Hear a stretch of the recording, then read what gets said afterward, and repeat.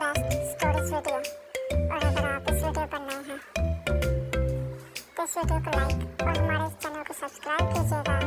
तो चलिए बढ़ते हैं वीडियो की तरफ। तो आज की वीडियो है एक बैंगन की, बैंगन जो कि जाता है आगे को और वो ढूंढता है और वहाँ उसे एक गाजर मिलती है जो एक डब्बे में होती है। तब वो उसे देखता है और इसके बाद वो आगे जाता है तो वो देखता है कि वहाँ पर एक पोटैटो है जो लेकर शुगर को खा रहा है।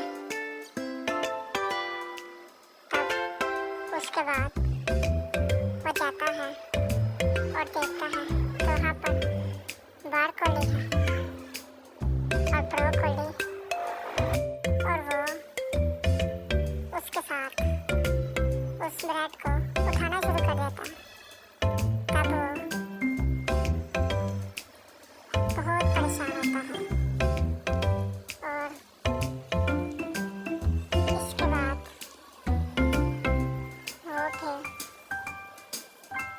एक दूसरे से बातें करते हैं। तब फिर वो आगे को जाने की कोशिश करते हैं। तब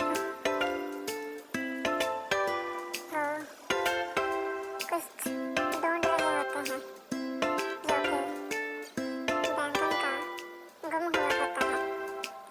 तब वो सारे ढूंढते हैं और उन्हें वहाँ पर मिल जाता है और वहाँ पर प्याज भी होता है और वो बहुत खुश होते हैं।